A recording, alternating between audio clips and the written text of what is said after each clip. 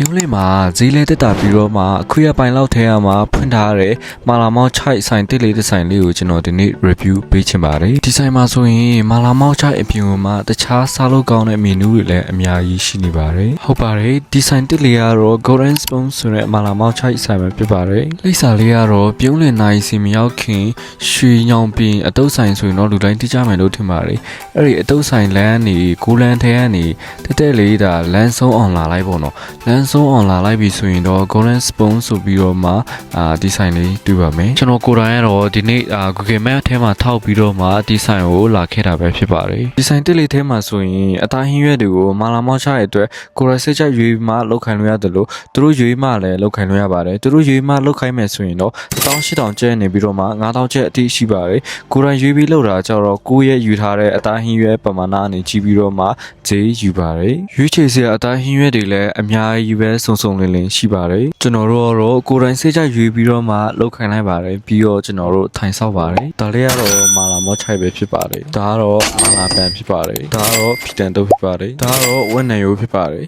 ဒါလေးကတော့ငါးကင်ပဲဖြစ်ပါတယ်ဒါကတော့ West Lab ပဲဖြစ်ပါတယ်ဒီမာလာမော့ချိုက်ကိုဆိုရင်အဆက်ဆိုရင်ရွေးချယ်စရာ၃မျိုးရှိပါတယ် level 1နေပြီးတော့မှ 3D ရှိပါတယ်ကျွန်တော်တို့ကတော့အမြင့်ဆုံးဖြစ်တဲ့ level 3ကိုရွေးထားပါတယ်ငါးကင်မှာဆိုရင်တူနန်တူစားဖို့အချိန်ရတည်တန့်ရှိပါတယ်ပထမအဆုံးအနေနဲ့ငါးကင်ကိုအရင်ပြီးတော့မှစားပြတော့မှာပဲဖြစ်ပါတယ်ငါးကင်နဲ့တူစားဖို့သူ့ရဲ့တည်တဲ့အချင်းကိုတုံးပြီးတော့မှစားပြတော့မှာဖြစ်ပါတယ်စားကြပါအောင်ဒီလက်ဆက်တဲ့ငါးကင်ကိုတော့စားလိုက်တဲ့အခါမှာအသားနူးနူးညံ့ညံ့နဲ့တူဘိုက်ထဲမှာလည်းအစပလာတွေအများကြီးထည့်ထားတွေ့ရပါတယ်အဲဒါကြောင့်မို့အရသာတော့တော်တော်လေးကောင်းပါတယ်ဒါကတော့မာလာပန်ပဲဖြစ်ပါတယ်ကြည်ယိုလေးနဲ့တင်လုံးဝစားချင်စရာကောင်းလုံးလောက်အောင်ဆွဲဆောင်နိုင်ပါတယ်မာလာပန်ကတော့အနံ့နဲ့အရသာနဲ့တော့ကျွန်တော်ရမ်းကြိုက်ပါတယ်ခုတော့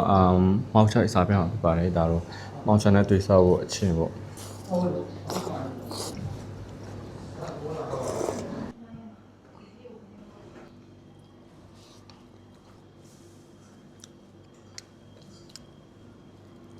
ဒါတော့ဝက်နေပဲဖြစ်ပါတယ်ဒီဆိုင်မှာသူချားတာက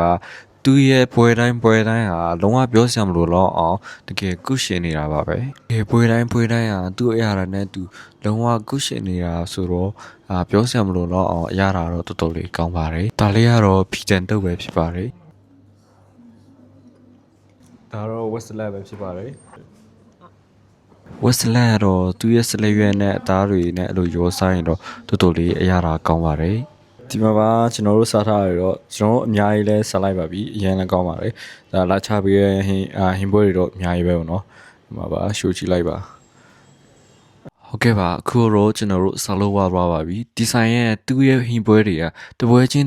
စီတိုင်းသူ့အရာတာနဲ့သူဘေးရာမှဘေးဆိုင်မှာမရနိုင်တဲ့အရာတာမျိုးလည်းရှိနေပါတယ်ဆိုတော့လာပြီးတော့မှလာစားကြည့်ပါစကားမဆက်အခုလိုမီးမမှန်တဲ့အချိန်မှာသူတို့ဆိုင်မှာလာစားတော့ရင်းနဲ့ကိုယ့်ရဲ့ဖုန်းဖြစ်ပါဝက်ဖြစ်လည်းတွင်းလို့ရပါတယ်ဆိုတော့အခုတော့ကျွန်တော်တို့ပြင်ပါပြီကျွန်တော်ရဲ့အကောင့်ကိုလည်း follow လေးလုပ်ထားပေးကြပါအားလုံးပဲတတာပါ